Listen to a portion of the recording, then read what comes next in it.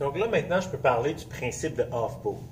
Le principe de Aufbau te dit que si tu veux construire un atome, tu vas avoir le noyau, puis ensuite tu vas placer les électrons en plaçant les électrons dans les orbitales les plus stables, les plus basses en énergie en premier, et ensuite tu vas continuer comme ça pour remplir les différentes orbitales.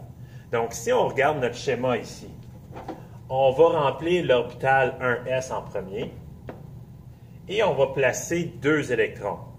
Pour dire que je place deux électrons, je vais mettre ça en exposant. Donc, ça va être S2. Donc, le 2 ici veut dire que j'ai placé deux électrons dans mon orbital 1s. Ensuite, ce que je vais faire, à l'aide d'une ligne horizontale, je vais continuer à monter. Jusqu'à temps que j'arrive à la prochaine orbitale, ici l'orbital 2s. Donc, je vais mettre ensuite des électrons dans un orbital 2s. Ensuite, je continue à monter, je frappe la boîte des 2P. Donc, dans les 2P, parce qu'il y a 3 boîtiers, je peux mettre 6 électrons. Et je continue à monter. Le principe d'Aufbau, si j'ai d'autres électrons à mettre, je vais les mettre dans le prochain plus stable. Ça va être 3S. Donc, je vais placer 2 électrons dans l'orbital 3S. Je continue à monter. Whoop! Je frappe 3P. Je peux mettre 6 électrons dans mon orbital 3P. Je continue à monter, puis là, c'est là que... Wow! Je frappe mon 4S avant de frapper mon 3D. Donc, et c'est comme ça dans la réalité, les électrons vont se placer en premier dans l'orbital 4S avant de se placer dans 3D, même si lui, ici, son numéro atomique est plus bas. Son nombre quantique principal est plus bas. Regardez, ici, c'est un 3, alors que le 4S, mais c'est un 4. Donc, à ce moment-là, c'est passé de quelque chose de particulier ici. On va remplir notre 4S. Donc, ça va être 4S2 avant de remplir notre 3D. Ensuite, je continuerai à monter. Je verrai que c'est 4P par la suite qui va être rempli. Oh, ici, j'ai mal mis mon D.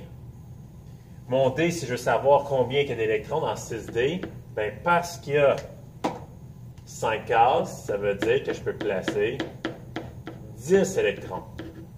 Donc ici, à mon 3D, je vais écrire 3D10. Donc 4S2, 3D10, 4P6. Et je continuerai à monter comme ça et à remplir mes orbitales. Moi, ce que je m'attends de vous sur une évaluation, c'est que vous connaissez l'ordre dans lequel remplir les électrons. Malheureusement, vous n'allez pas avoir ce schéma-là. Donc, vous ne pouvez pas juste prendre une ligne horizontale puis juste monter à travers les niveaux d'énergie pour savoir l'ordre dans lequel les remplir. Mais il y a différents trucs qui peuvent vous aider à savoir comment remplir l'ordre, comment remplir vos orbitales dans le bon ordre. Le premier, c'est la règle de Klekowski. La règle de Klekowski te dit que si tu veux savoir dans quel ordre remplir les orbitales, tu as tout simplement besoin de faire la somme entre les deux premiers nombres quantiques, le nombre quantique principal et le nombre quantique orbital. Donc, tu as besoin, dans le fond, d'additionner n plus L. Et là, tu vas les placer en ordre croissant.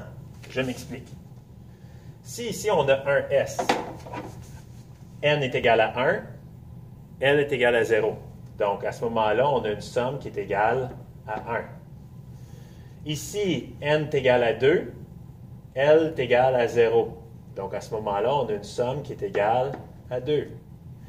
Ici, on a n est égal à 2, L est égal à 1.